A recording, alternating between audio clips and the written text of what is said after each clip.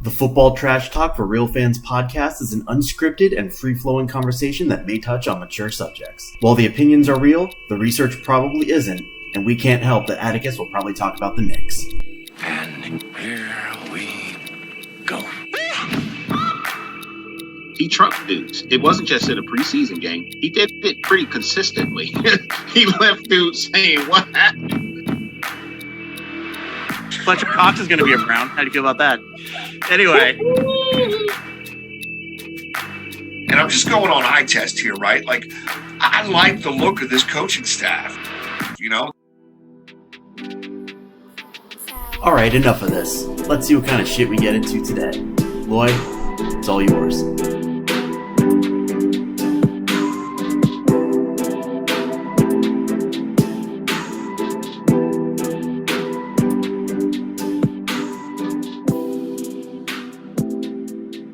There we go. All right.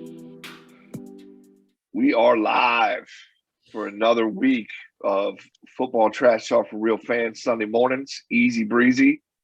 I think we're wrapping up our division talks, and while saving the best for last, obviously, with the NFC East and the AFC East. I don't know why we throw the AFC East in there, but I don't know if it's the best, but it's definitely going to give us. It's the best. It's going to be absolutely the best. So before we get into that, really quick, I wanted to ask Atticus if he had a chance to watch the Ohio Bobcats beat the University of Virginia Cavaliers last night in dominating fashion, nonetheless. Just want to know what it's like to see some championship basketball, because I know you were tuned in.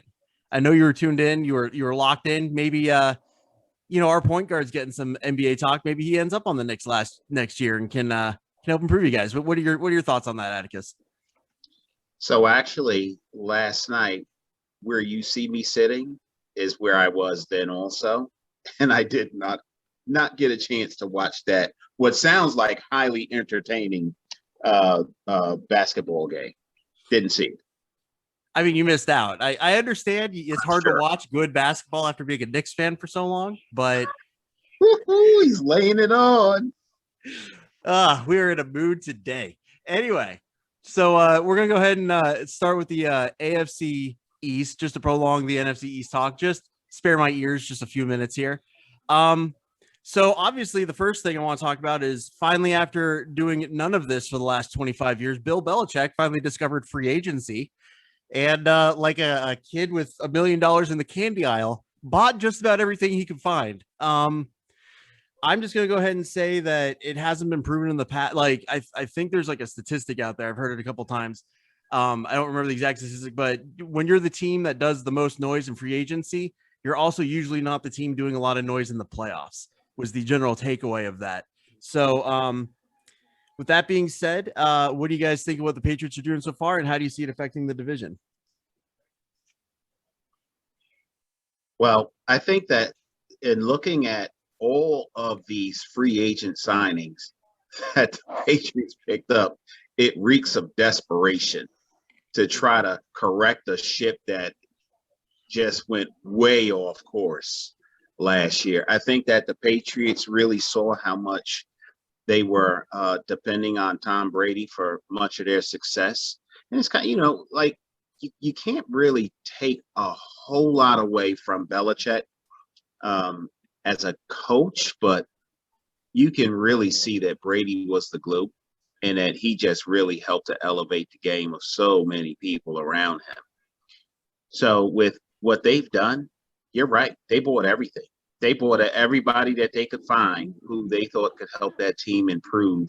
And I know from the New York Giants and my experience in trying to go out and spend boatloads of cash, you can look pretty good during the regular season, but you will fall apart during the playoffs. And it usually only hits well for 1 year.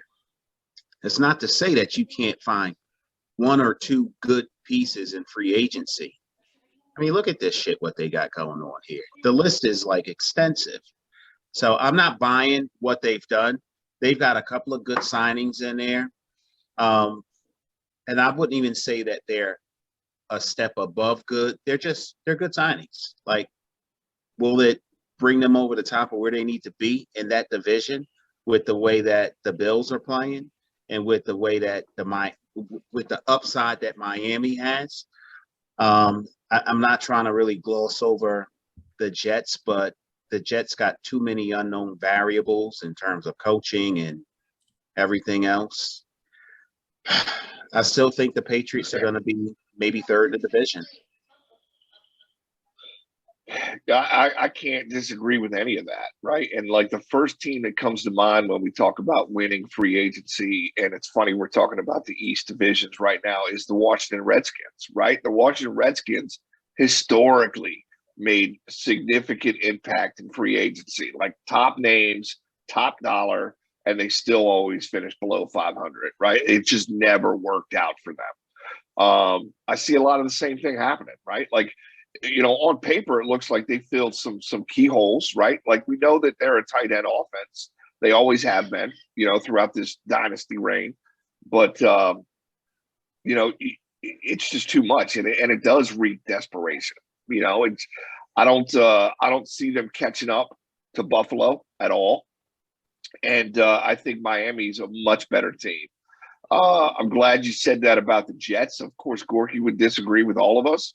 But, you know, the Jets are still, even with a new coach, I don't see them making that kind of leap, you know, to go from, you know, the almost 0-win season to, you know, a significant player and having playoff implications coming out of that division. I just don't see it.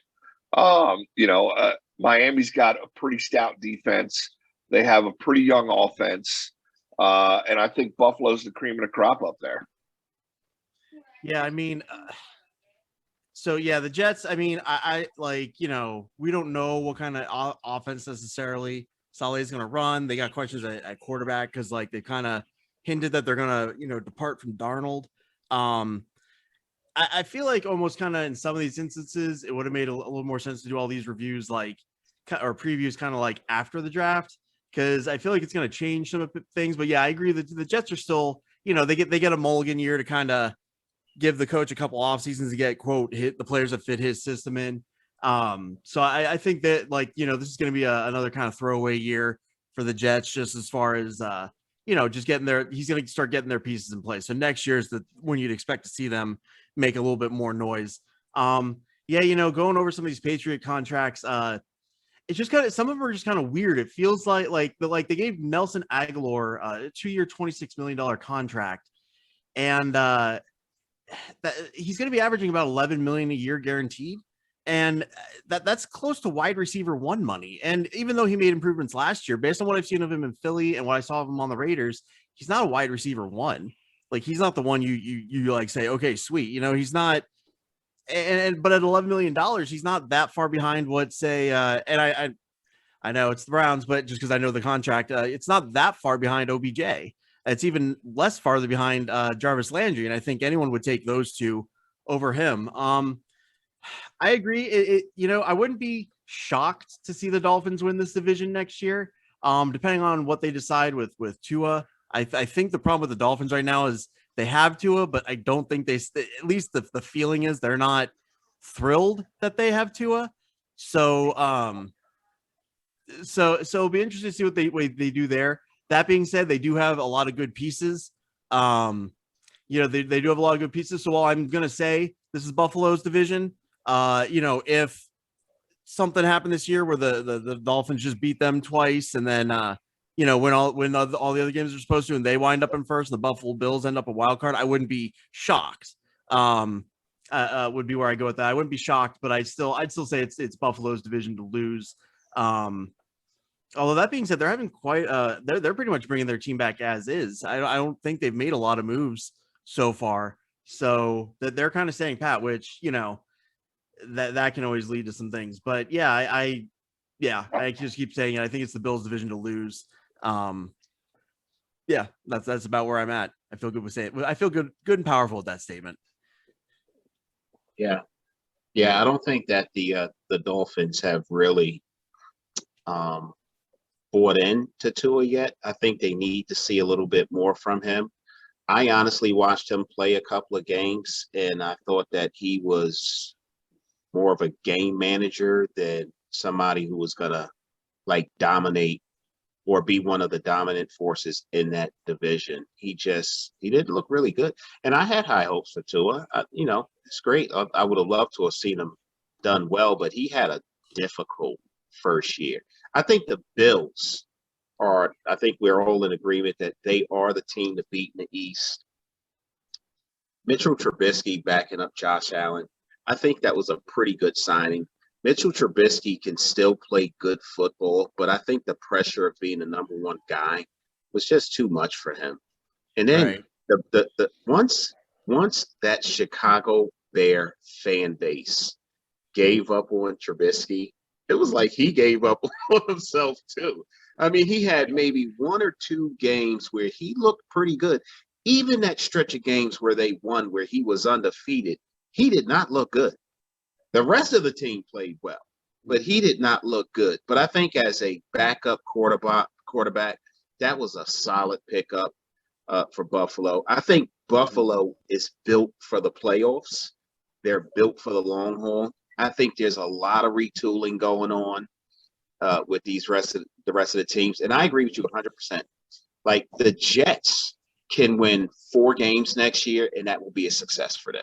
As long as they see a lot of good play and effort in all 3 phases of the game for them, I think that's going to be a win for them and their new coaching staff, and it's going to give Jets fans a lot to be excited about. And not for nothing, if the Jets do it right, they can be a contender in that division, but they're a couple of years off.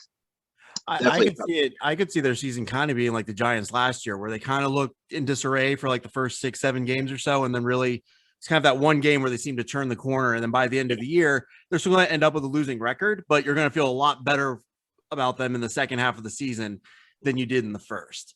I think Saleh's. I think he's the coaching hire of the year. He seems well, to that remains to be seen too.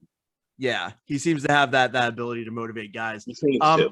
I want to circle back to the Tua thing really quick. I think Tua, unfortunately, he had a atypical transition period, because usually what happens when you draft a quarterback like Tua, your team's like not doing well, up until like whatever week, and then you take over, and then no one judges you as harshly. The problem that Tua ran into is, the Dolphins had a winning record when he took over.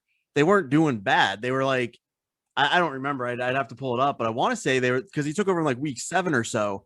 And I want to say they were either like 4-2 or 3-3 or something. And they looked good in all their games.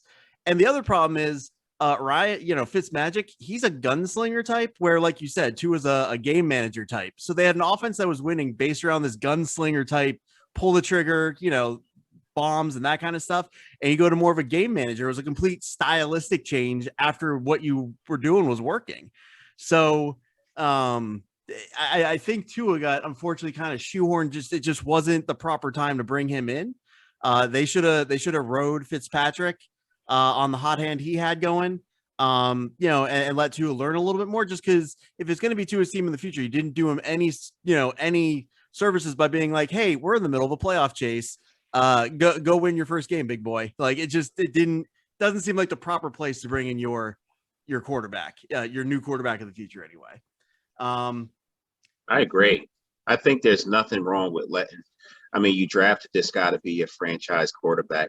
Let him watch the game for a season before there seems to be this sense of urgency in the league now that you drafted this guy. Let's see what he's got. Like, you don't have to do that. There's no rule, but that seems to be what happened with Tua. And it may have actually hurt him. Yeah, I think it'll be interesting to see, but I don't think he's necessarily bad. I just think he was so different from what Fitzpatrick was doing. What Fitzpatrick was doing is working. It just made him look bad. He didn't have any choice, unless he won everything, to look any better. Like, for a rookie who just came in the middle of a season, he didn't do horribly. Like, if it had been any other situation, like if it had been where Fitzpatrick was a similar type quarterback, like let's say Alex Smith was the quarterback that was tutoring him, and they had, they were running on the offense you'd expect to see Alex Smith in, smart, high percentage throws, that kind of thing. And they were like, 2-4, and then they handed over to Tua, and Tua then proceeded to have the exact same type of performance that he had. I think we view him in a completely different light than we do now. So it is very interesting. And then finally, I feel bad for Mitch Trubisky. He was in a no-win situation unless he came out was Joe Montana on the Bears. Like he was in a position where he was drafted. The Bears move up they gave up a ton to move one spot to take this guy.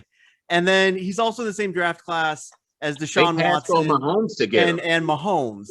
And then, it comes out like they didn't even look at Deshaun Watson apparently because Trubisky was so their guy. Like, and of course he gets drafted before the greatest it's like the Sam Bowie, Michael Jordan thing. Sam Bowie, I'm sure, was a stand-up gentleman, but he just had the unfortunate thing of getting picked ahead of Michael Jordan, and here you are. So poor Trubisky, but I agree. I think backup role. I feel like he's going to be one of the better backups definitely in the league right now. If Allen needs a game off, I'm not upset turning the ball over to Trubisky for a game. I think it's a win-win for Trubisky, right? And like you guys hit on everything as far as what happened in Chicago, right? But when you look at the Bills, and I'm not saying he's comparable or he's as good as Josh Allen, but it's the same kind of style of quarterback play. Trubisky can run the ball and he can throw the ball pretty deep. So, like if something happens to Josh Allen, it's a win-win for the Bills, right? Like if they could just mold this guy, there's really no pressure on him. And he can just get in there and manage the game and get whatever Josh Allen possible injury might happen. So I think it's a good deal for him, and also gives him an opportunity to kind of sit back, catch his breath, and show the league what he can do. He'll be behind an offensive line. He'll be playing with a solid offense, so there won't be any questions if he gets an opportunity to play. We'll see what happens. But going to Tua again, I agree. And it'll be interesting to see because it's a really nice segue to talk about the NFC East, right? Like Jalen Hurts was the Alabama quarterback. He left because of Tua, right? And he went to Oklahoma and he did what he did. But, he was a much different quarterback once he got to Oklahoma, a more pro-style offense, a more passing-oriented offense, and running the ball, obviously, because it's in his skill set. Tua, I just don't see it, right? And I see them taking a quarterback if they get an opportunity to, in the draft. And you're right, Chris, we should have probably waited, but like we can come back and do like a power rankings after the draft, a way too early power rankings. Once we see some of the teams being molded a little bit more to what we'll see on the field come fall. Yeah, no, I think that'd be good because I assume like next week we'll probably start in on the draft because the draft's only a few weeks out at this point. So we'll get it. It's just funny that as a complete segue and just as a way to prolong talking about the NFC East. I just remember, it's interesting. I was listening to a sports radio show the other week, and they were talking about like how it felt like when we were all younger, like we used to be able to follow a lot more sports, like just in general, like I instantly into baseball and instantly into this and instantly into that. And they on air were asking like, why does it seem like everyone's more of a specialist now? Like, why do we focus on one sport now?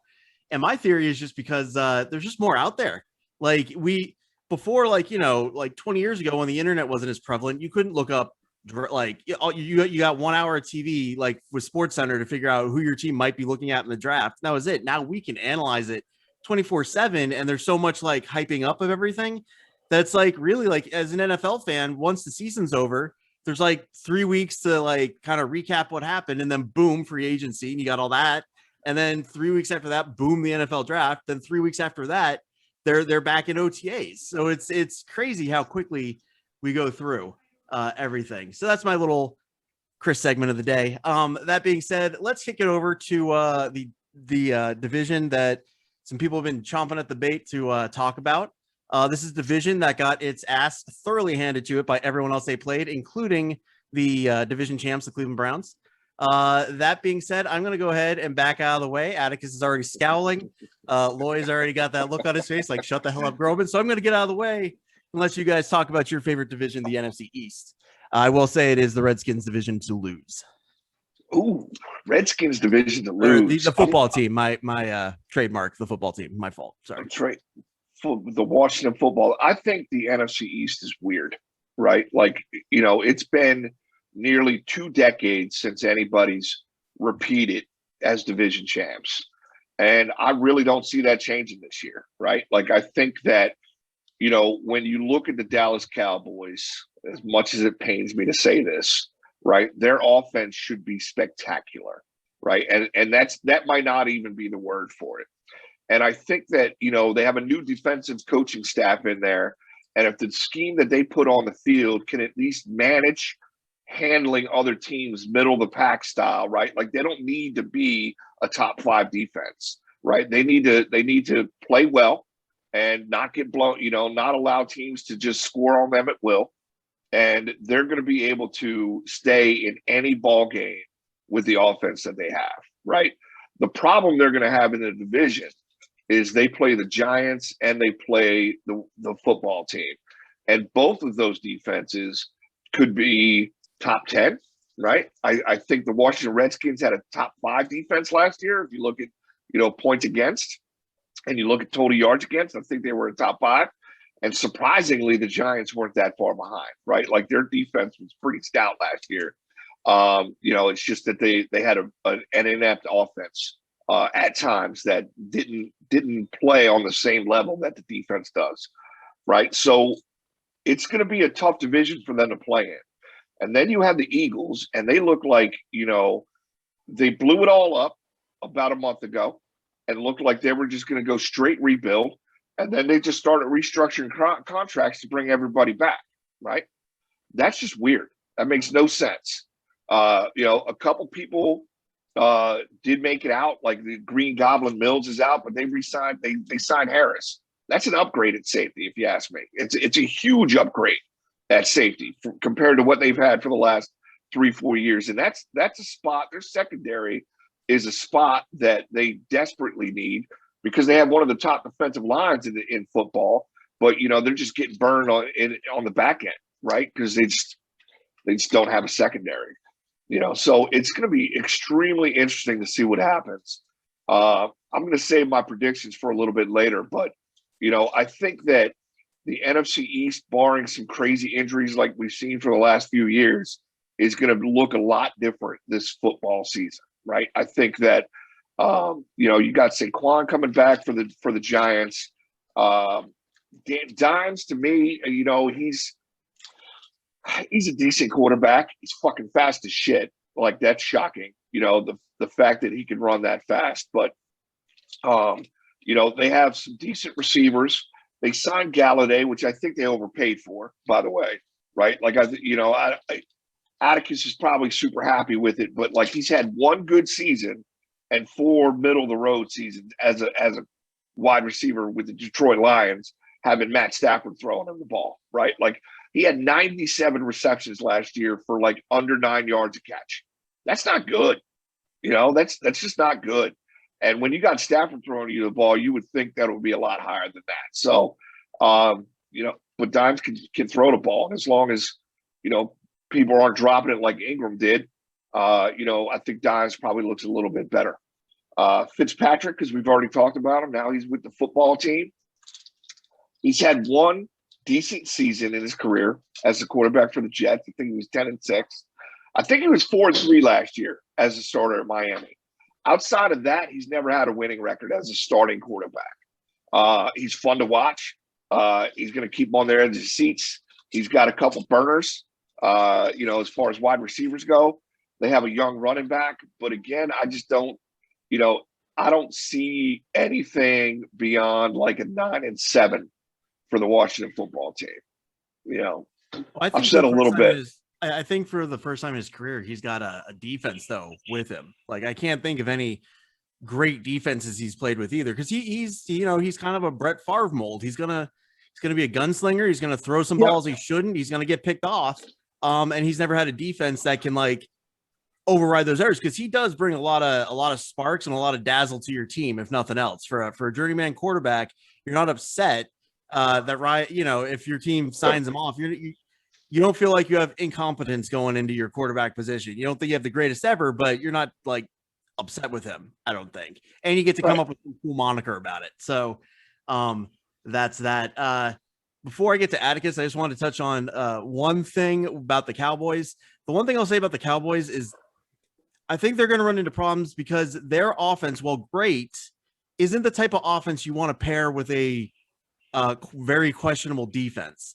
If I'm going to have a great offense that I'm going to have a shaky defense with, I want something like the Tennessee Titans, who I have a huge bruising back. They're going to pound the, it's going to pound the ball. We're going to put up points, but we're going to, do it in a more controlled, paced way to keep our defense off the field. The problem with the Cowboys have right now is they have an explosive wide receiver led offense because Zeke's just fallen off the map the last couple of years.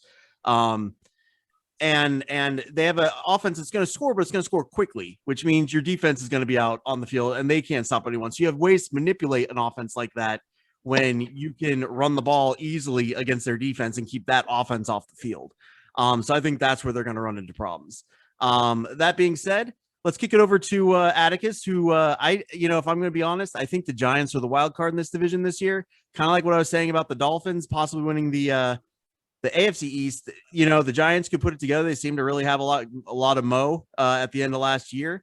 And if there's a team that could suddenly jump up, win some games we didn't think they were going to, and be the one standing tall at the end, with like a 9-10 win season, I could see that for the Giants. So that being said, let's get your take, Atticus.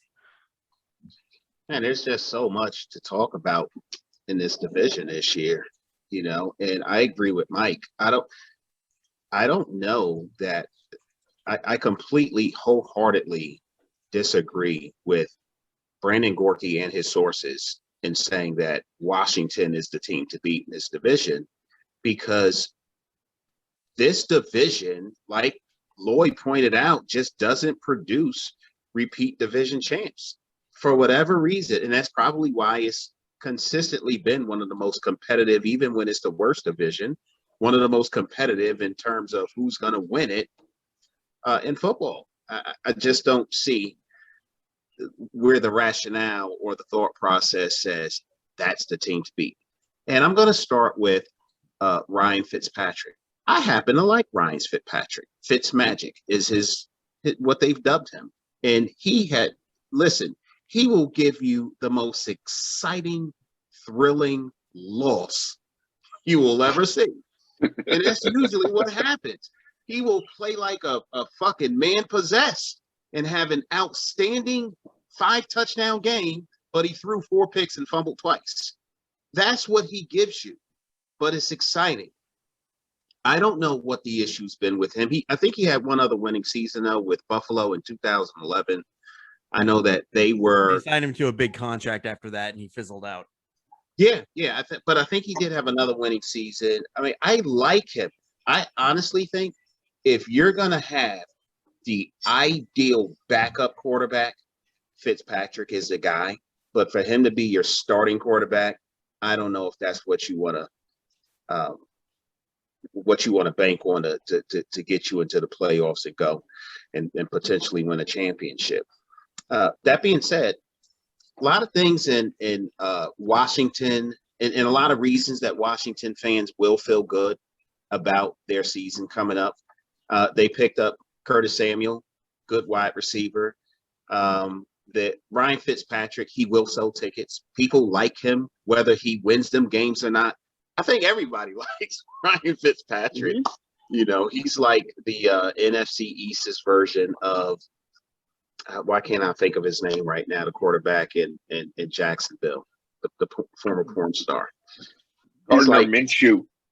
Minshew, yeah, he's like our Gardner Minshew up here. So I think it's interesting that David Mayo left the Giants and went to Washington. I don't like interdivision trades like that. I think that adds a uncomfortable wrinkle whenever that tends to happen.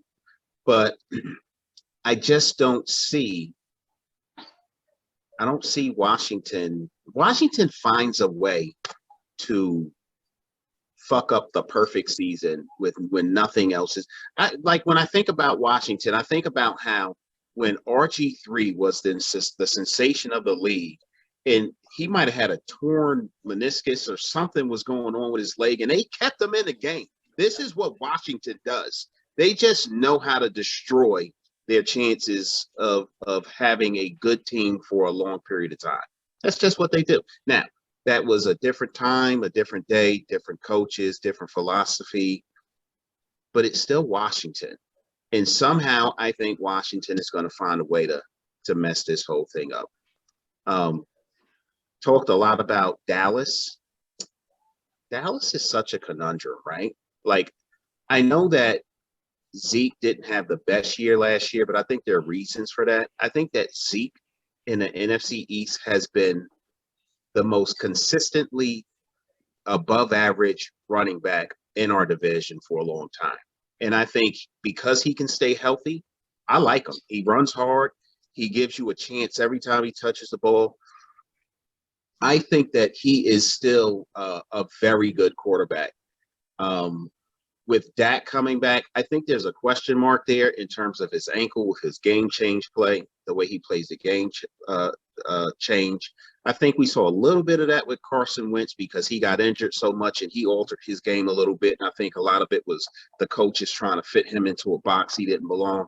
But I think that Dallas has the potential to continue to be a high-scoring offense. I don't know that I can buy it just yet.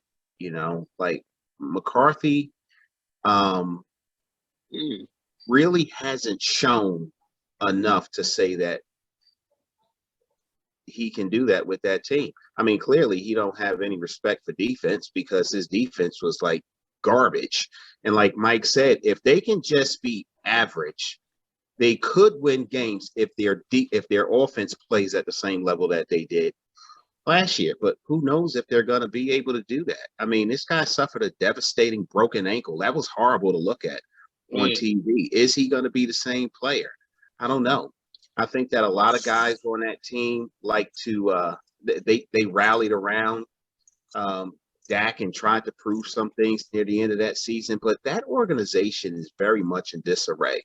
And I think that Washington is probably or was probably worse, but Dallas has some issues over there. Offensively, they sell tickets. That's what they've done. I mean, for a long time, they've sold tickets. They've got some star power. But if you look at what they've done in free agency, they gave everything to Dak Prescott. Everything. $160 million. 126 fully guaranteed. In a lot of the contracts they signed to bring people back or bring people in, they can't even disclose it because they got no money. Or I should say they can't. They haven't disclosed it. They gave everything to Dak Prescott. I don't know that. Really quick, you missed it last week just because you were a little late, but we were talking about that. One of the interesting things about it is, so in the immediate short term, being this coming season, signing Dak to that contract actually saves them money against the cap because the franchise again, he would be about $37 million against the cap. This way, he's only, I forget the numbers off the top of my head, but he's only like $10 million against the cap this way, by the way the contract's structured. I threw up a stat up there where in order to win the Super Bowl in the last 10 years, your quarterback can't take up more than 14% of your cap. So next year, Dak takes up 10, and then he's over, I think, 20% every year thereafter. So next year is the Cowboys, like literally their year to win it because it's the only year they're going to have money to put anything around them. Didn't mean to cut you off, but we were just No, that's fine. That's fine. It's all good points. But they better draft well because if it don't happen next year, they got no money. So I just I don't know that. Now, if I'm a Dallas Cowboys fan, I'm probably feeling good because we live in a bubble anyway as Dallas Cowboy fans, right? Mm-hmm. So if I'm a Dallas Cowboy fan, I'm feeling pretty good about what they've done so far, but I'm not, and I'm looking at it through the lens of a person who sees them for who they really are, not what they think they are. And I don't know. I don't know about, well, let me talk about the Eagles first. The Eagles, I don't know what to even, I feel bad for some of my friends that are Eagles fans because you really have no clue what's going on in the minds of Howie Roseman and David Lurie. I think I will never think that how they handled this quarterback situation was done well. I think Jalen Hurts can play well for them, but I also think your team, you kind of built it around Carson Wentz for a number of years, and then you change it. Now you got to bring in a new coach. We don't know who this We could kind of pontificate who this coach is going to be and what his style is going to be. We just really don't know. I think that the Eagles are aging. They restructured a lot of contracts. That's good. I think their strong suit has been both of their lines for the past couple of years, but they're getting older. And I think they lost a few guys on their offensive line. And their defensive line, they were riddled with injury. So I think that the Eagles are a big question mark. What's going to happen with them? Are they going to be good? I think they're going to be competitive because they always are competitive. But are they going to be good? I think they're a couple of ways away from making any noise, to be honest with you. Well, you talked about injuries, right? And the biggest question mark, their offensive line did get older, right? But like they have 4 starting offensive linemen that are coming back from injury that are young. How are they going to come back, though? That's the question. Are they going to come back and be able to play? Like Kelsey's the oldest dude on the line. Lane Johnson's not that old. Is he off the juice? We don't know, right? But then they have Dillard, Brooks, and a couple other dudes that fill in the gaps on that offensive line, but they were all injured last year. And are they going to be able to cut? That's the biggest question mark for them. If they can get a healthy offensive line, I think Hurts will be fine. If they had the same offensive line they played with last year, they're going to look at the same year. They're going to win 4 games. That's what's going to happen. Yeah, they got to do something with their trainers. And the way you guys were just dropping like flies. You guys had people coming off the practice squad weekly, signing a guy on Tuesday, and he was suited up on Sunday. That was nuts what went on over there. But with the Giants, I like some of the moves that the Giants made in free agency. I think, and you talked about Daniel Jones a lot. I like Daniel Jones. I'm a big Daniel Jones fan. Daniel Jones is never going to be a guy who takes over the league. He's just not. That's not who he is. But if you surround Daniel Jones with the right pieces, I think he can look good. He can do what you need him to do. I like Mike Glennon being signed as a backup quarterback. He's been around the league for a little bit. He's got some starting experience. I think he was a starter in Tampa Bay for like almost a full season. So we know what it is to play in this league, play at a high level. He doesn't have poor stats. I think he's at like a 68% completion percentage or something like that. He definitely has a good touchdown to interception ratio. As long as he learns the playbook, I think he'll be fine. I think he's an upgrade for Colt McCoy, who we had. I do think that Gallman should have got a better deal. He should get a long-term deal. Why are we still looking at other running backs? Sign this guy, Devontae Booker, while he may be okay. Why are we still looking at I thought we had pretty good running backs. And yeah, listen, with the Galladay signing, am I happy about the Galladay signing? Of course I'm happy about the Galladay signing. Do I think that he's going to be the Messiah? No, I don't think he's going to be the Messiah. However, he's better than what we've had for years. Oh, my God. When we brought in Golden Tate, I was like, why are we bringing in fucking retreads? That's what we seem to do all too often. This guy, and there's some questions surrounding the injury that he suffered last year that kept him out of a bunch of games. So I know that I think the NFL probably, and real sports teams as a whole, probably have the best doctors in the country. It shouldn't be that way, but sports teams do have the best doctors. And I know they looked at this guy and looked at everything to determine whether or not he's worth what he was looking for. And he only got 44. He only got like 50 some odd percent of what they signed him for in guaranteed money. So there's a lot that he has to earn. However, I am happy about the signing. And it doesn't do a whole lot to injure us in terms of having money to spend. So as you can see, we signed a whole bunch of other players. I don't like the fact that we got rid of Dalvin Tomlinson. Oh, my God. I loved Dalvin Tomlinson. What a run stopper. That guy got pressure on a quarterback. He was great against the run. We did have one of the better defenses, like you pointed out, Mike. And I think that the defense still has room to grow. I don't think that they're going to slide back. In fact, all the signings that we've done in free agency, I think shows that we're moving in the right direction as opposed to the wrong direction. Sometimes you have your head scratching, like, what the fuck is Dave Gettleman doing? Like really?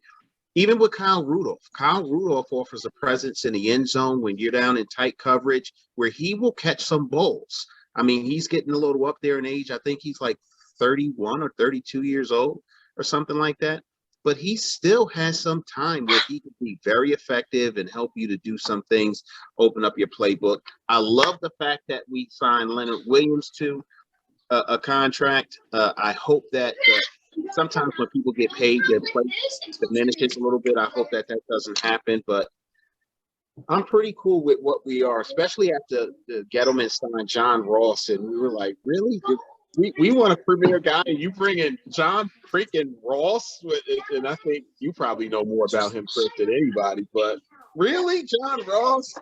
And then so my favorite thing about the NFC East is y'all's GMs. I don't know on any given, like, I feel like they just wake up and they just throw some darts at the wall and whatever they hit, they're like, that's who we're fucking signing today. Because here's the thing, as someone outside the NFC East, the New York Giants, you guys shouldn't have to overpay anybody.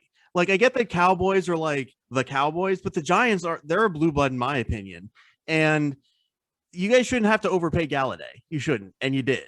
Like, you did. And don't get me wrong, my thing with Daniel Jones, he's fine for what he is. The thing I will always make fun of is that he was drafted 6th. There's no reason why that gentleman should have been the 6th pick in the draft. Agree. And here's my thing, and everyone's always like, well, what if he turned into Joe Montana, or what if he turned into whoever? That's fine, but the point is you could have gotten him later, like when the Bills drafted Emmanuel, whatever his name is. But you don't know that. You don't know that. I agree, 6 was too high. But you don't know, and they didn't know, and that's why they said they drafted him where they did. Yeah, it's just I don't know. It's the GMs in the East. Just to go back to that, it's just they're the only set of GMs I can name them all out. Outside of my own division, like it's just crazy. Wow. Except for Dallas, because Jerry Jones calls all. I don't care who the GM and that's going to be the easiest job. You just kind of go to work every day for a couple of years until you inevitably get fired as the scapegoat. But like Jerry Jones calls all those shots, and his thing is who's going to get me on Monday night. That's like who's going to get me those primetime games. That's all they're worried about. Like, Cowboys would be fun to watch this year, but I can't tell you what their philosophy is other than just keep loading up the offense. Like, draft notwithstanding, it doesn't seem like they give two craps. I will say I don't understand why there was the big drop off last year of their defense. I didn't pay too close attention to figure out who they got rid of heading into last season, because their defense the year before was pretty good from what I remember with Vander Esch and the other linebacker. They were doing pretty good, so I don't know what changed from one year. They got to a new defensive coordinator last year, and that's what it was. They only kept the offensive coordinator, but defensively, everything changed for them. All their coaches changed on defense. Okay. They had some key injuries too, right? Like I think Vander Esch was hurt at some point in time. Their secondary is a little dreck, right? And if they, similar to the Eagles, if they can't get to the quarterback and put a little pressure on him, their secondary is exposed, and that's just what happened. I think Jalen Smith was hurt too, so. If their defense shouldn't be that bad because they have pretty good line. They got a monster on the end. Dexter Lawrence is a monster to deal with. And then, they have a pretty solid line. What's that? Not Dexter Lawrence. What's his name? What's his name? On the DeMarcus? Mm-hmm. DeMarcus Lawrence, you talking about? Yeah. Isn't that his name on the Cowboys? Yeah, I'm pretty sure. Let me see. Yeah. Anyway, I don't have a computer to get logged in, but I know his number. I know it's 90, and I know he ate Carson Wentz up twice last year. Mm-hmm. I know that for a fact. But it's a weird division, and you're absolutely right. It doesn't make any sense what their GMs are doing. The only one that is doing something decent is the Washington football team that doesn't make you scratch your head, right? And I think a lot of that comes back to coaching, right? Like I think that Ron Rivera, for the Panthers to let him go, I think was a horrible mistake. But it's, same thing with Andy Reid. The time just, his shelf life was up. Time to move on, go in a different direction. Good for the Washington football team though, because he's a hell of a coach and he's got them believing they can win. Well, I mean, and that's at the end of the day, that's why I would say Washington's my favorite to win the division. Again, I agree. There's a lot of questions in this division because, like I said, at the end of the day, it wouldn't totally shock me to see the Giants flip a switch and win four more games than they did last year, wind up around 10 wins and standing tall in the division when it's all over. That being said, the Redskins going into the season haven't. I think they've made a couple signings on defense to make it a little bit better on a already really good defense. And now you have that explosive trigger man on.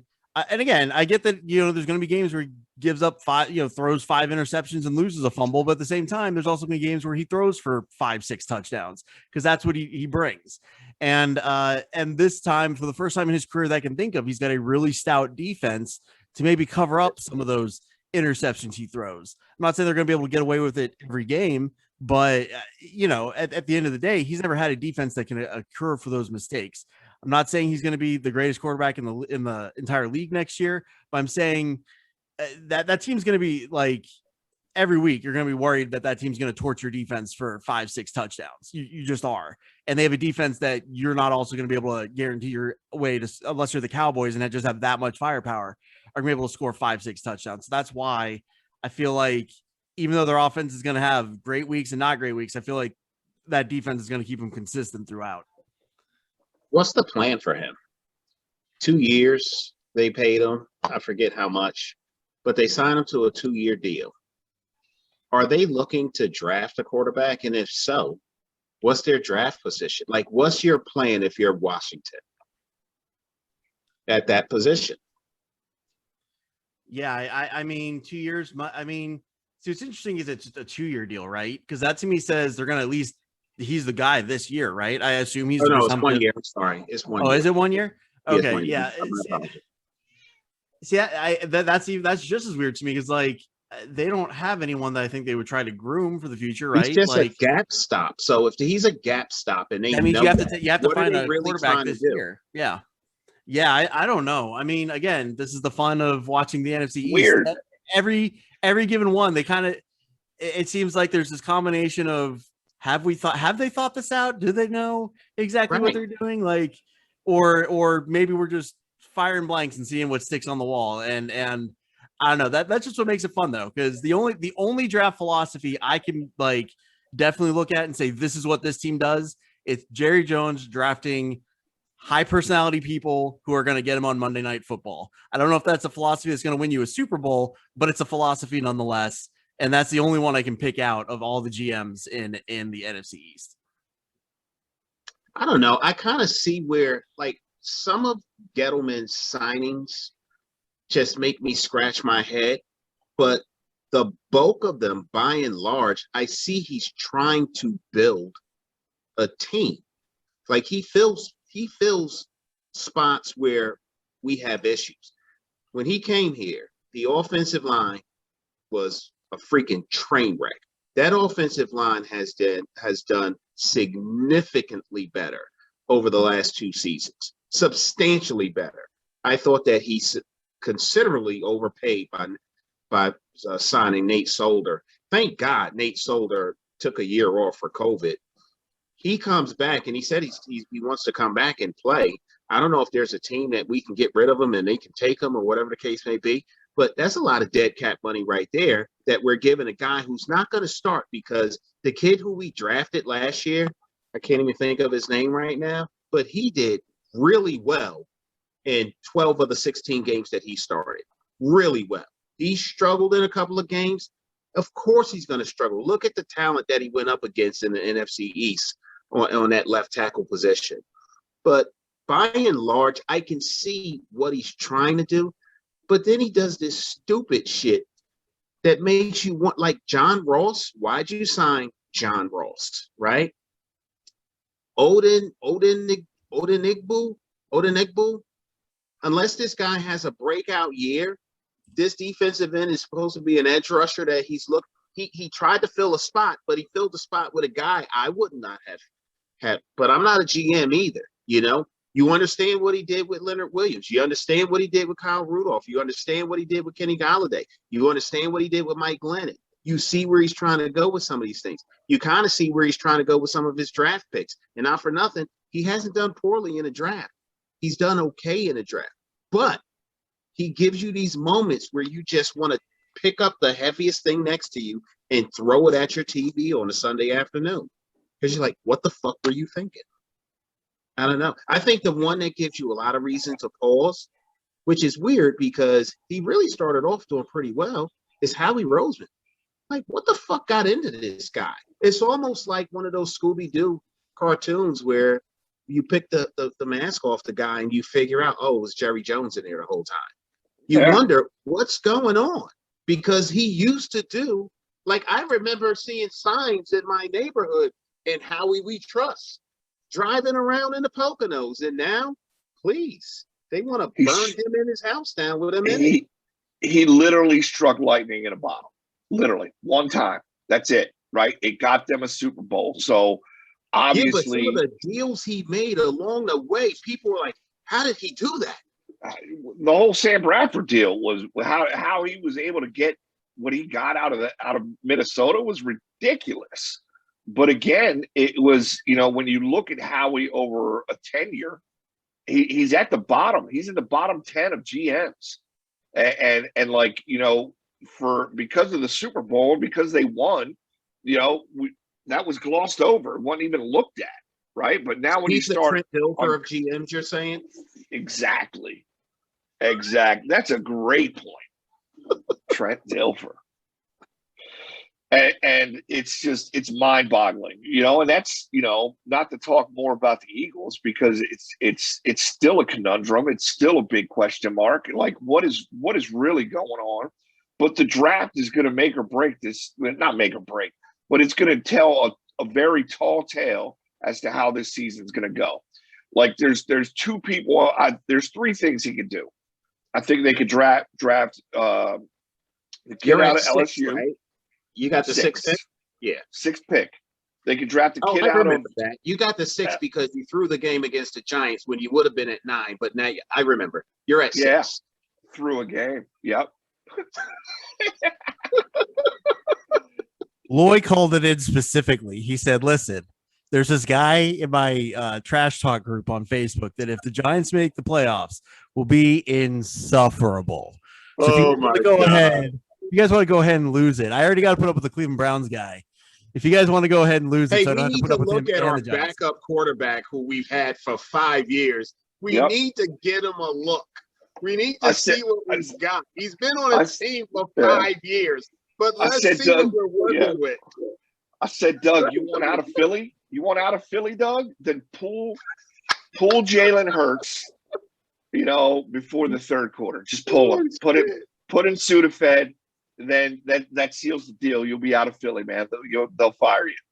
And he did. I didn't think he was going to do it. I really didn't think he was going to do it, but he did. He did. You know, but they got Jamar. I think Chase is the best wide receiver for them at 6. I think Pitts, the tight end, is a freak of nature at a tight end slot, or they trade down and acquire draft picks. Those are the only 3 things they can do. If they do anything outside of those 3 at the 6th pick, can I ask you a question? Yeah. Can I ask you a question? Yeah. As good as Ertz has been to the Eagles, why is this such a shit show right now? I don't know. I have no understanding of that, right? Like he had a bad year. He had an off year last year, right? But he was injured. He was injured.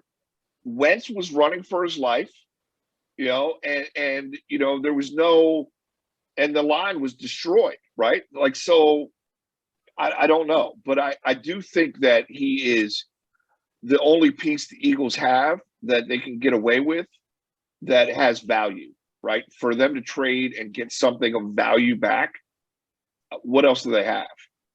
Right. Not much. And they have Goddard and they have this dude Pitts at coming out of Florida, who is a monster. You know, he's 6'6" and runs like a wide receiver. I think Goddard has stood in well. He's played well for you guys. So it'll be interesting to see what they do here in about a month. But you know, I don't know. It's a weird.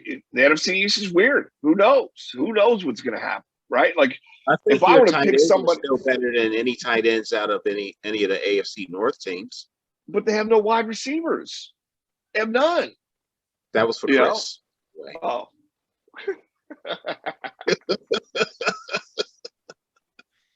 You know, I just want to throw out there that for $4 million a year, you guys just hired a wide receiver that's averaging about 15 catches a season for about 400 yards. So, congratulations on that. Or are we talking about John Ross? Who's that? Yes, we are. Jonathan Fitzgerald Ross is Jonathan Fitzgerald Ross. I made that part up. I made that middle name up. That's not factual. See, but here's what you did. You just gave him some of that Fitz magic by putting Fitzgerald in there. So John Ross is gonna play balls out next year just because you did that. I mean, he does have he has a 4.2. Landry. He runs a 4.2, so you got your burner, if nothing else. He got some speed. Yeah, he's got That's some. all he was brought in for. I'm saying Super Bowl. I'm right here. Super Bowl. That's what these two signings. Super Bowl. That's just come on. Weirder things have happened. Oh, I like John Ross. What am I saying? He's a banger. But Mike, you guys have done nothing in free agency. What's the plan in Philly? Other than the safety, the plan was they needed to free up cap space, man. I mean, they were just not in a good place whatsoever, right? So they had to figure out. So they're fucked. They're fucked for the foreseeable future when it comes to cap space. You know, I don't know what the plan is, right? Like, I mean, is the plan like dead money with the Carson Wentz trade? Super dead money. Like the Eagles are paying more money 34 to million, Carson Wentz. Yeah, 34 million. Than like Dallas pays Dak this season. The Eagles are paying Carson Wentz this season more than the Cowboys are paying Dak.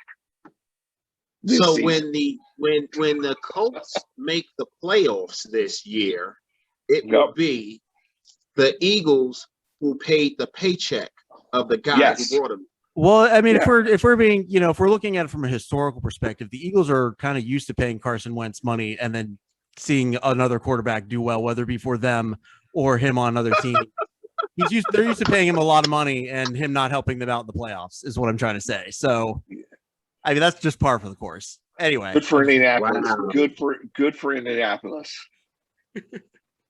Yeah, I saw an article where Howie was defending the trade. I didn't read it. I just saw the title. Did one of you catch that article?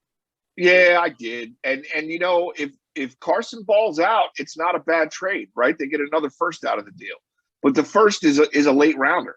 You know, I mean, they won. What did they win last year? 11 games with Rivers playing, right? Phillip so they're in the playoffs. So they're looking at like a 23rd pick, 24th pick. Something like that. You know, if Carson does the same thing, which I think he's going to, I really do. I think that he stays healthy. They have an offensive line, and you know, he's back with his coach that produced his best season. So, but we're not here to talk about the Colts. Well, you know, just for the sake of it, I don't think the Eagles are doing what they should be doing. Quite honestly, they're bottoming out. They are. This is like, not to just talk about a completely other division, but this is what the Steelers should be doing. They shouldn't be bringing Big Ben back. They should be doing what the Eagles are doing. Clear up cap space, get rid of your dead. If it costs you a year or two, it costs you a year or two. But yeah, acquire some picks, get some young talent in there. This is how you rebuild. This is what they should be doing. I mean, it sucks being a fan of that team doing it. But yeah, this isn't the worst thing they could be doing right now. Like they're not like, they're not in a position where even if like the NFC East did stink again and 6 wins is all it took to win it again, they're not in a division where they're or a position to do anything in the playoffs. So I mean, why, bottom out, do it. It's fine. Like, it has to happen. It gets you some picks, get you some new talent, something to be excited about in the future, and come back in a year or two. Like, there's nothing inherently wrong with that. It's the NFL set up. The only exception is if you get the stud quarterback like Tom Brady, who's willing to play for half of market value over the course of his career. That's the only way you can stay on top for that long. Otherwise, every team has to hit that cycle where they bottom out. You won the Super Bowl 4 years ago, and you're going to bottom out and you'll be competitive again in 2 years. It's what a lot of teams around the NFL should be doing, and they're not. And it's going to cause more heartbreak in the long run. They should have cut ties with some long-standing Eagle players, though. If that's what they're doing, then they should have looked to move Brandon Graham. They should have looked to move Fletcher Cox. You should be looking to move these people while there's still value that you can get out of it. Because if you play another year or two with them, they're a year or two older, and it's they're going to be a cap hit eventually, right? They're going to be a cap casualty. They're going to be cut. They're going to be and you're not going to get anything for them. And they're going to go finish out their career somewhere else anyway. So why not get something for them? Well, because this is just kind of my take on it. There's this thing in the NFL, like, okay, so in the NBA, right, teams can the freaking 76ers for like 4 seasons made it just, we're like, hey, we're purposely just going to suck. Like, that's just what we're going to do. We're going to sell you season ticket packages. I'll let you come to every game for $50 because that's all we're worth. And we're just going to bottom out for 4 years. And we're going to call it a process. We're going to make t-shirts about how bad we're going to suck. The NFL, you can't do that. The NFL, you can't just throw out like all your top players, run all your 7th round picks in there, and you're going to get like bashed. I mean, this is the league where if a quarterback is smiling on the sidelines during a loss, he gets prosecuted by the local press the next day. Like, the NFL is just different. So why they're not doing that? Because you can't. You have to at least make it look like you're at least pretending you're competitive. And so by keeping Fletcher Cox, keeping the big fan favorite names, that's what you're doing. Like, because Fletcher Cox, if they don't, they'll probably keep him this year, and then next year is when you trade him. You get some new talent in there, and then you can do your little farewell tour of Fletcher Cox, and then he goes and does whatever, in free agency or whatever the case might be. But that's what you do, because in the NFL there's a stigma against like purposely looking like you're throwing the season. Or Howie believes that they can compete in the NFC East this year. I mean, if Howie believes that, I'm qualified to be a GM. I mean, I could be a GM and make bad choices too. Pay me. I'll take half of whatever Howie's making to do the exact same thing. I can do that. So I feel like there's got to be more strategery in there than just, we can compete with what we got. I just don't see it. Like, because there's no one. There's not generational talent in this draft. Like, there's good players, but there's not. There's not an Andrew Luck in this draft or Ray Lewis in this draft, at least that you can see that's worth throwing all your chips in. So I don't see why they would make the moves they've made. I don't know. That's just, I don't know. Or I could be completely wrong and they draft a quarterback at 6, which is not out of the realm of possibility. It's not out of the realm. When they drafted, I mean, think about this though. The Eagles, when you really think about it, were they thinking about dealing Carson Wentz? I mean, was the thought already surfacing there last year, because they drafted Jalen Hurts in the 2nd round? Shocked everybody. And you could have got him in the 3rd or 4th. Yeah, easily. And we're acting like we're surprised that they dealt Carson Wentz this year. I mean, weren't the cards already starting to be written for that? I think the cards were on the table long before the season started. So I agree with that. But we're close to an hour, I think. So we only talked about the Browns twice in an hour. That's amazing. We didn't talk about we talked about. I purposely brought up the Titans as my run first offense, just to avoid talking about the Browns, sir. That being said, let's go ahead and do our normal thing. Put aside your fandom. So I'll kick it to you guys first, because I want to see these answers. Loy, can't pick an Eagle. You can't be. You're not an Eagles fan anymore, so you have to pick another team. Want to hear a current player and a legend that you go for in the. We'll go AFC and then we'll go NFC. So AFC. Yep. I want a Freeman McNeil jersey from the Jets. That's a Freeman McNeil was the man. I love that dude when he was playing ball. Current player, I'm going with Josh Allen, man. I like the kid. I think he's gritty. I think he's having a lot of fun playing football, and I'm excited to see what they can do this year. So that's my from the AFC East. That's my picks. Let's go to Atticus, AFC East. It's a real tough one. AFC East legends. I'm going to throw 5 names out that are all noteworthy, but I can only pick one. Dan Marino, Jim Kelly, and not just because of the way he played, but what his family endured for years. Thurman Thomas was absolutely amazing. Bruce Allen, I really liked him on defense during that time period. And I can't think of the last guy I was going to say.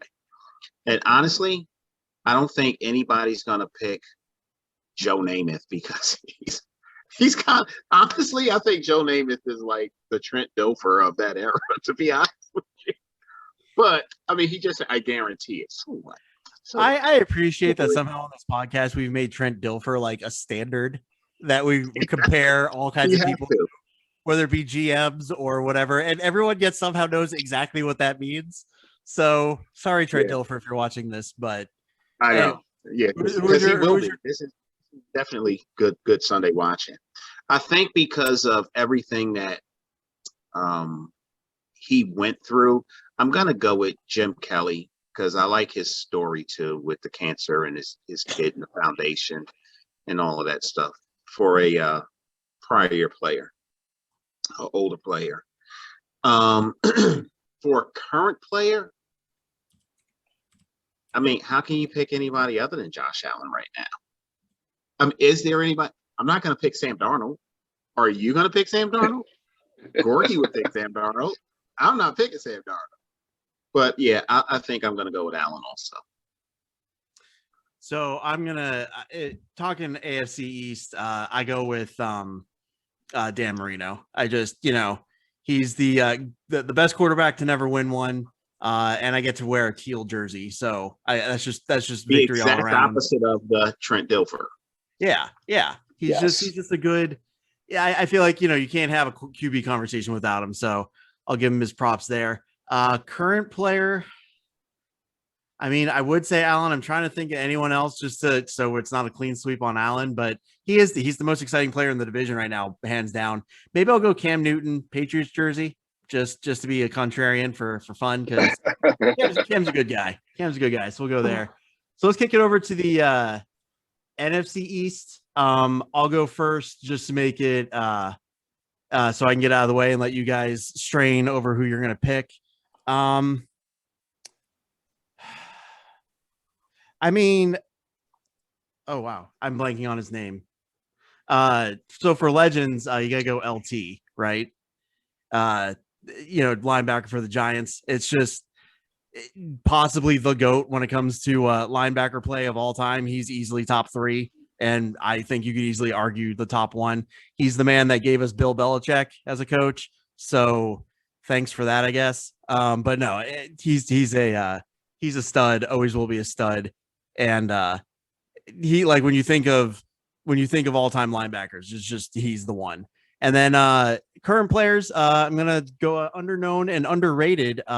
Just got signed by the Dallas Cowboys. Terrell Basham, 3rd-round pick of the New York Jets a couple years ago, or not the New York Jets. He was just playing on the Jets of the Colts. He was the 3rd-round pick of the Colts out of your advancing in the NCAA tournament, Ohio Bobcats. So. Go Terrell Basham, go OU. OU, yeah. Let's kick over to you, Loy. It's a tough one, man. Not only because the Redskins are probably the only team I don't hate in the division, being an Eagle fan. But the NFC East has produced the most Super Bowl champions in the NFL history, right? It's the most winning Super Bowl division in all of football. So there's a lot of history there. For now. I'm gonna say current player, and I hope he comes back and has a great season. I really do. I got to go with Saquon, right? Watching, like being a Penn State fan and watching him do what he did at Penn State was mesmerizing, right? Like, I mean, just phenomenal athlete and local kid to the Lehigh Valley as well. So I would love to see him bounce back, but he's definitely my current player. I mean, he's way better than Sanders, if I can just throw that out there. Continue. I don't know about way better, but you know, for the purpose Sanders of is this pretty podcast. good. Sanders is really good. Sanders is on track to having a better career right now, you know, but you know, we'll before we digress. So all-time great. The NFC East has a lot of all-time greats, man. Oh my God. You said LT, so I'm not gonna ride that coattail, but I appreciate that choice. I'm gonna go Emmett, right? Just because Emmett was phenomenal for more than a decade, right? And like just a great running back. And I liked him. He came out of Florida. He's a good dude. Yes, he played for the Cowboys, but I can't hate Emmitt Smith. Not the same way that I hate Michael Irvin, right? But I can't hate Emmitt Smith. Just can't. So those are my two. Can I throw a unpopular opinion out there real quick about Emmitt Smith? Emmitt Smith is lucky he got drafted by the Cowboys, because if that was Barry Sanders on the Cowboys and Emmitt Smith went to the Lions, we wouldn't know who Emmitt Smith was, and the Cowboys would have won at least one more Super Bowl. There, I said it. Okay, going over to you, Davis. Atticus. I don't know why I call you your last name randomly. I thought that's fine. That's fine. I'll tell you, you know, when I think of the NFC East and some of the legendary talent that's come out of the NFC East, there are a lot to choose from. You think about the Dallas Doomsday defense from back in the day when you talked about, you know, and then after that, it was like the triplets with Urban, Aikman, Emmitt Smith. The Eagles, Randall Cunningham was amazing. He was freaking amazing. Reggie White, you know, it's a hard one to overlook. John Riggins, Doug Williams. I'm going to go. This is going to be a little bit maybe unpopular or whatever, but I'm going to go with Doug Williams for my throwback. Quarterback for the Washington Redskins, first black quarterback to win a Super Bowl. And he did it when everybody doubted him. Nobody gave him a chance. And he not only did he play and win, he played very well and led them to a championship. So I'm going to go with Doug Williams. And I'm actually, believe it or not, going to keep it in Washington. And I'm going to go with Chase Young. The impact he made on that defense. And here's a guy who, I sound like Chris Collinsworth. Here's a guy who you had high expectations coming out of the draft and into the NFL, and he met every single one of them, hands down. He showed, proved, and delivered on everything you thought and hoped he would be. So I'm going Chase Young. So is that all you guys got on the NFC East? I was thinking this would be like a 3-hour podcast. I was you guys good? That's where you want to leave it? Oh, we're good. We're good. So real quick before we go. I'll leave it with this. I don't know. Where are you going, Chris? Where are you going? I was going to say before we go, do we want to get our weekly Knicks report from Atticus? See how the Knicks are holding up? They're no Ohio Bobcats, but you know, we can talk about the Knicks for a second just to I just thought that because every week so far, I think I have the weeks I haven't been late. I think I've had Knicks gear on. I don't have any Knicks gear on today. We play tonight. We play your team, Lloyd, tonight. And you guys, you got lucky on that one. No, that was Brooklyn that got lucky. You really should have beat them. It doesn't matter. We lost both of them to Brooklyn and Philly. Both of you called it, by the way. You both said we would lose those games, and we did. But tonight is going to be a different outcome. We're playing the Sixers at 8 o'clock, and I'm thinking we're going to win. It's going to be a different outcome because we're going to lose. Well, Embiid's not playing still, so I mean, we're That didn't matter trying. the other night. You still beat us. We're trying to help you.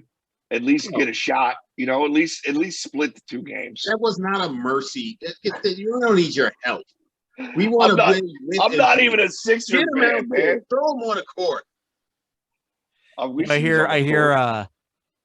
I hear Ben Simmons actually watches this podcast, and he enjoys Atticus talking about the Knicks so much that we got to string him along. So I appreciate you following through with that, Lloyd, and let him think. Balled out the other day. He played very well. In fact, let me just say this about Ben Simmons, and I know this is a football whatever, but Ben Simmons, I had nothing good to say about him last year. I just thought he was so overrated. He was not a good player. Not last year, the year before.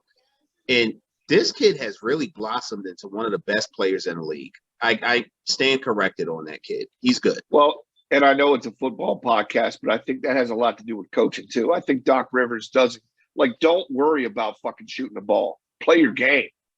Like you're a superior athlete on the court. Fuck the jump shot. Don't worry about it. He is pretty damn good, man. I give him credit. Yeah, I feel like just for the sake of this, I should talk more about the Cavs. Maybe next week I'll hit you with some hard Cavs facts where I believe there is basketball-like substance that happens there every now and again. So we'll see. Maybe I'll wear a Cavs jersey next week. This is a great filler during the NFL offseason, going into the draft, free agency period. It usually wraps up when training camp starts. So I really enjoy basketball. It helps me get through the dog days of winter. What's the temperature up there right now? See, there he goes with that shit, Mike. It's gonna be a balmy. It's gonna be a balmy. What's the temp, Matilda, right now? At least he's not on his porch in a t-shirt today, sipping lemonade. Yeah. Well, I'm trying to be more professional. It's hard to balance the mic on my lap when I'm on the porch. So it is currently 53. So is it really sunny? Is it sunny or is it Philadelphia sunny? No, it's partly cloudy. Partly cloudy. Yeah. But we're going to get to a high of, I think, 60-something today, Mike? About 65.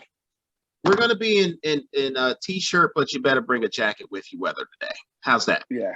I mean, I definitely when I was watching the Bobcats win on a patio last night, I definitely had a hoodie on. So I had a hoodie and shorts.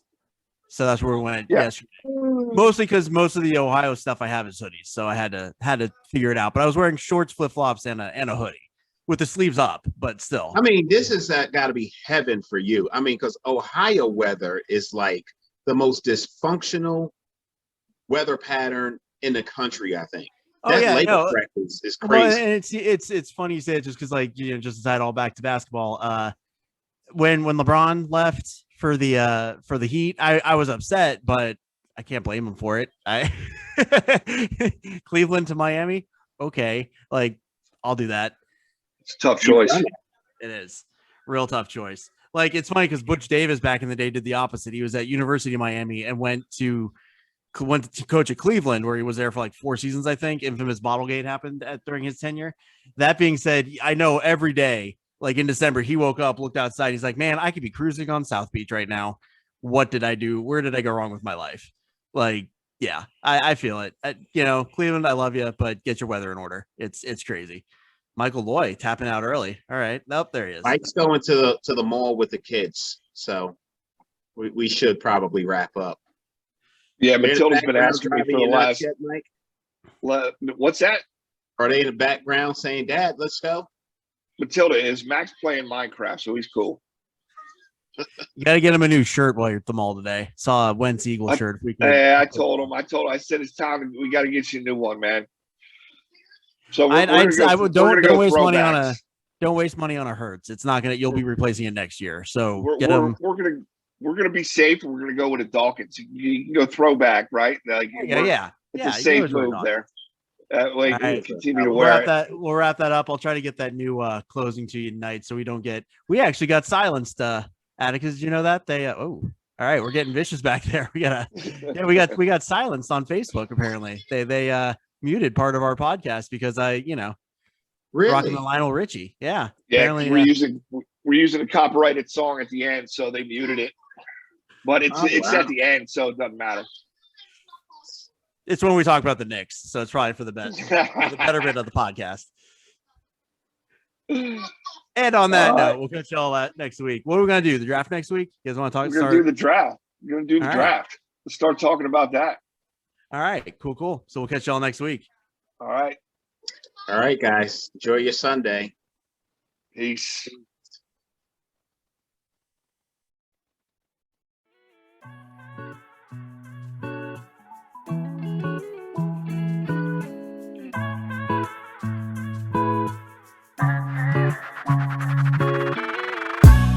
Well, everybody, that wraps up our show for this week. Thanks for listening.